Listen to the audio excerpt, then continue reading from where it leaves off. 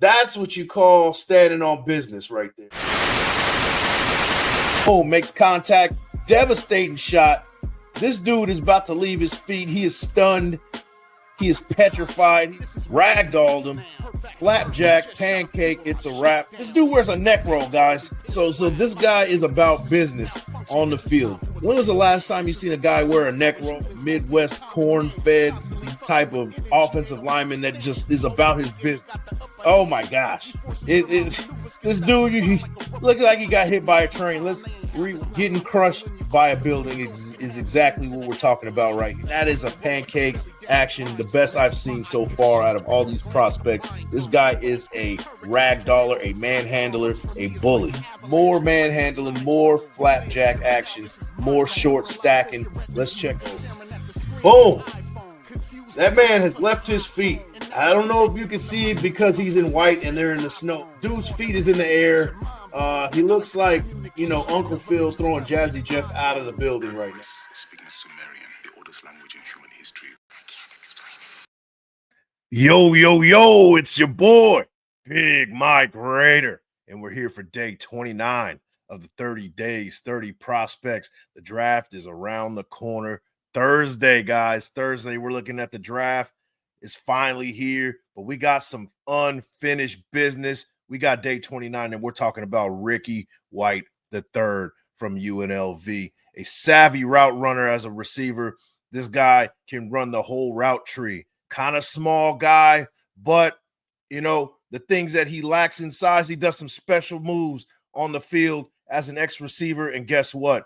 If he doesn't get on the field as a starter on the offense, this guy is a special teams ace, winning the Mountain West Special Teams Player of the Year in 2024 with 4 block punts. This guy, he does what it takes to make a team, and I think he'll be a good fit with the Las Vegas Raiders, staying at home as well. So we're going to get more into it. We're going to get into the pros and cons. We're going to get into draft placement, and then we're going to do the film, and then I'm going to get you out of here, man.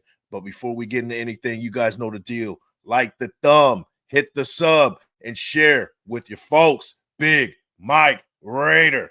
Let's talk about Ricky White III out of UNLV. Let's talk about some of the strengths. Shout out to NFLDraftBuzz.com. Spatial awareness against zone coverage. Jumps off the tape, manipulates his route tempo, and finds soft spots with veteran instincts that can't be taught. A special route runner. That's a check off the box, right? Those are the type of things that will get you on a 53-man roster, doing the small things, attention to detail, attention to every single nuance of the game. That's going to get you onto a 53-man roster.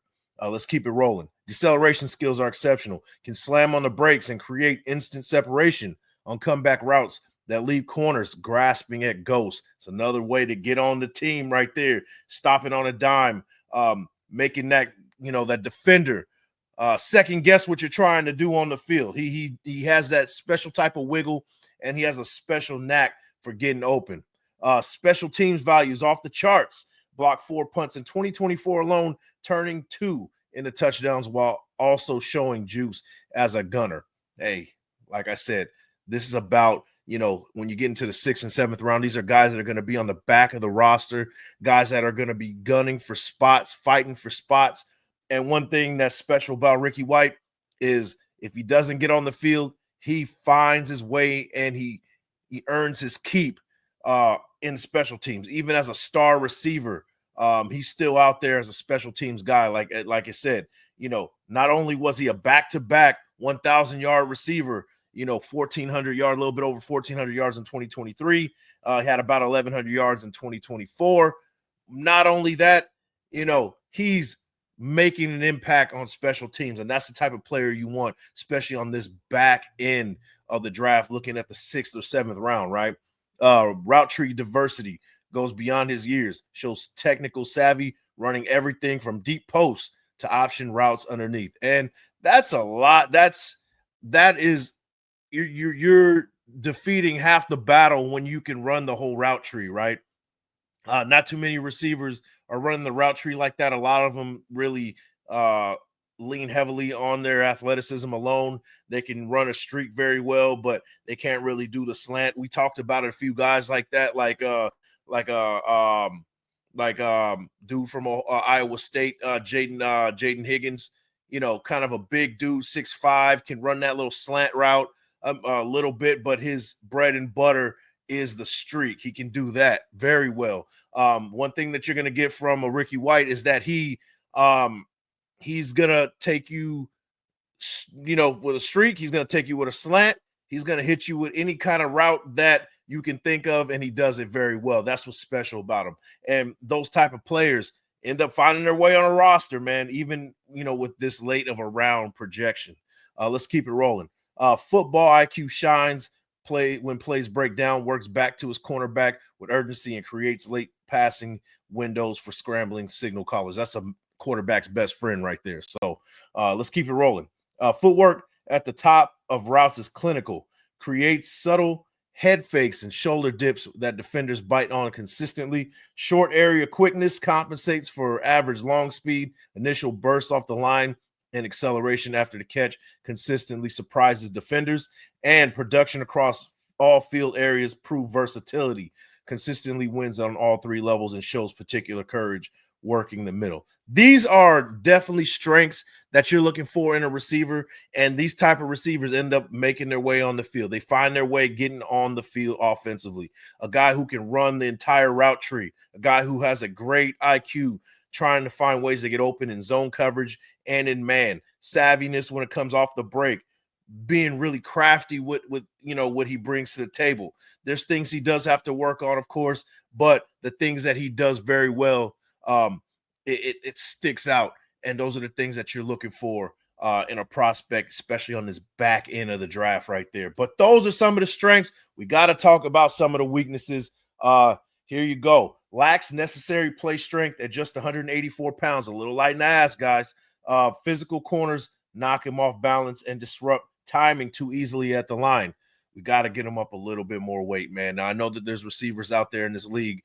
Wide receiver from the Eagles is one that kind of sticks out to my head right now. Devontae Smith. He's a little bit light. He's kind of a smaller dude. You got to do like Tutu Atwell, who's made his way with the Rams and did some things with them, particularly in special teams.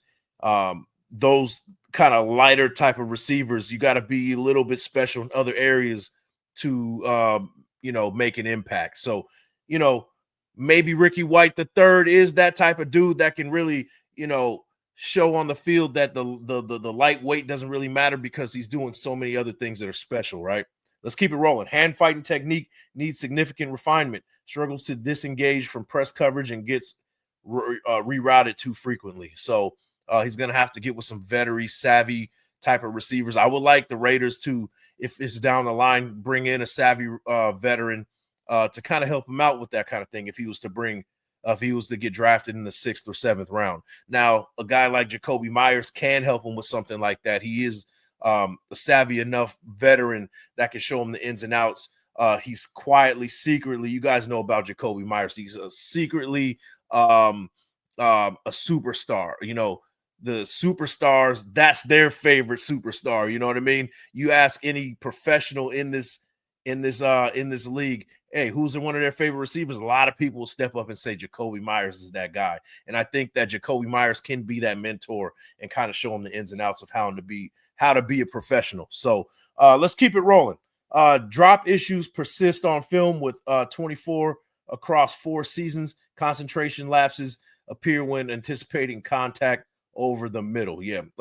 Him being like a smaller guy, that contact in the middle, you're going to do stuff to protect yourself. And there's nothing wrong with that, especially, with preserving the body in those type of situations. Now, 24 drops in 4 seasons is a problem. I will say that, and that could be a detriment to him being on a roster. You don't want a guy who's going to be a big drop guy. But what I would suggest is getting that jugs machine and just boom, finding angles to catch the ball, do things to kind of get the grip strength good, kind of get stronger with that. Do things that's going to improve your ability to catch the ball. Hand-eye coordination, do some things that kind of challenge your hand-eye coordination to kind of help you with that. Those are things that savvy veterans on the team can kind of help you out with. And now if he's willing to do those things, I think he'll be just fine. Contested catch situations expose his slender frame. Defenders with length and physicality can outmuscle him at the catch point. What I would like to see from Ricky White, 50-50 balls might not be his bread and butter if he does make the field. What I would like to see him is get hit with shorter routes and create yards after the catch, because he's very crafty when he gets the ball in his hand. He's like a savvy route runner. Like I said, he can run a short route, find ways to get open, and when he does get open, he's doing special things to get past defenders. He's faking one way, he's going the other way. He's very elusive when it comes to that. He finds special ways to advance the ball forward yards after the catch. So, I'm not necessarily looking for him to be that 50-50 guy. His build doesn't dictate that he'll be that kind of guy, but him getting the ball in his hand, finding ways to get the ball in his hand, that's kind of where I want to see him. Long speed won't threaten NFL secondaries. 4.61 40 means he'll need technical refinement rather than a pure athleticism to separate. So being that really like skillful, savvy type of receiver, similar to what we had in Hunter Renfrow, not the fastest dude in the world, but when he gets the ball in his hands, he does some special things when he touches the ball. But what do you guys think about him? What do you think about the pros, the cons? I like him in the 6th and 7th round. Special teams, if all else fails, he's a special teams ace. Blocked 4 punts, like I said, with UNLV in the 2024 season. Won the Mountain West Special Teams Player of the Year. He's all Mountain West 2 years in a row. Special receiver, first UNLV receiver in their history to go back-to-back on 1,000-yard seasons. So he does some special things on the field, and he's a factor in special teams. But you guys let me know, 6th or 7th round, Ricky White the third. So draft placement, let's talk about it, man. Where can we get Ricky White? Shout out to Draft Buzz. They got him at 226. Now, the Raiders pick at 213, 215, and 222. 213, 215 is the 6th round. 222, you're looking at the early 7th. Draft Buzz has him going 226 overall, so a little bit after we pick. I can justify picking him at 222 in the 7th round. PFF has him going 234, late 7th round. We're looking at mid to late 7th round. NFL.com 243. Now you're looking on that back end of the 7th round, and then MDDB has him going at 244. I can justify picking him at 222. 213, 215 wouldn't be bad if you really love him, just based on what he does special teams wise, also being a kind of a diamond in the rough, keep him at home in Vegas, keeping him very comfortable in his surroundings. Maybe that'll help him develop because he's in familiar territory, can kind of stay hanging around some friends, maybe family that's kind of hanging around there still, and still kind of walking on campus and being a leader at UNLV as a guy that's kind of mentoring these guys coming up. I think that'll help with confidence. That'll help with being comfortable. I think that picking him in the 6th or 7th round would be beneficial to him and for the Raiders. But you guys let me know. But guys, that is the pros and cons and draft placement. Let's get into the film. Ricky White III isn't a household name just yet, but he's one of the most consistent route runners in the 2025 NFL draft class. Originally a Michigan State recruit, White transferred to UNLV and revitalized his career, posting back-to-back 1,000-yard seasons and solidifying himself as a reliable and dynamic pass-catching option. At 6'1" and about 185 pounds, White is a polished technician with enough twitch and vertical ability to make noise at the next level. White's strengths start with his route running.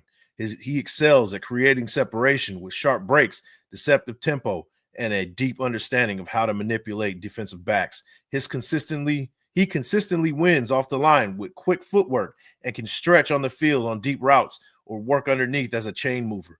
His hands are soft and dependable, and he tracks the ball well in the air.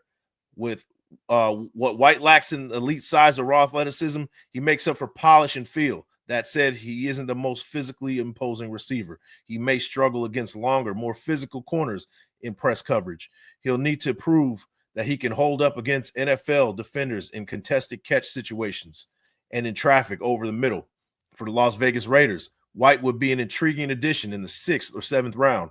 With depth needed behind Brock Bowers, Jacoby Myers, and Trey Tucker, White brings immediate value as a refined route runner who can operate from the slot or outside.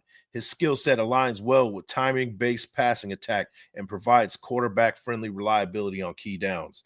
In a league that increasingly values separation over size, White's technical prowess and consistency could translate well. He's the kind of receiver who quietly racks up receptions and keeps drives alive, something the Raiders need more of in 2025. Don't be surprised if Ricky White becomes a steady contributor and a draft day steal in the silver and black. You guys see the playmaker running the slant, outrunning the defenders right there in the Mountain West, shaking some guys, spinning, getting the yards after catch, like I said. Even right here, a 50-50 situation, winning that one. And, like I said, hitting that slant route and being an absolute disaster for defensive coordinators. But that is Ricky White the third. In a nutshell, what do you guys think about him? 6th or 7th round? I think it would be a good pick. It would be a familiar location for Ricky White, being that he's from UNLV. He can stay in Las Vegas, keep him comfortable. He goes into camp feeling like, okay, I've been, in this surrounding before. I know what to expect. Familiar faces he can go home to. He can go visit the college and things like that. Keep him comfortable. And maybe with that, you can get a little something special and get an absolute steal in the 6th or 7th round with Ricky White from UNLV. But you guys let me know. But guys, that is day 29 of the 30 days, 30 prospects. And I'll see you on the next one for the finale of the 30 days, 30 prospects. But before we get out of here, you guys already know what to do. Like the thumb, hit the sub, and share with your folks. Peace.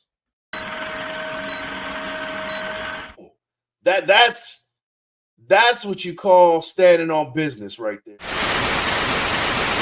Oh, makes contact. Devastating shot. This dude is about to leave his feet. He is stunned. He is petrified. He ragdolled him. Flapjack, pancake, it's a wrap. This dude wears a neck roll, guys. So this guy is about business on the field. When was the last time you seen a guy wear a neck roll? Midwest corn-fed type of offensive lineman that just is about his business. Oh my gosh. This dude, he looks like he got hit by a train. Getting crushed by a building is exactly what we're talking about right here. That is a pancake action, the best I've seen so far out of all these prospects. This guy is a ragdoller, a manhandler, a bully. More manhandling, more flapjack action, more short stacking. Let's check those. Boom. That man has left his feet. I don't know if you can see it because he's in white and they're in the snow. Dude's feet is in the air. He looks like, Uncle Phil throwing Jazzy Jeff out of the building right now. Speaking Sumerian, the oldest language in human history. I can't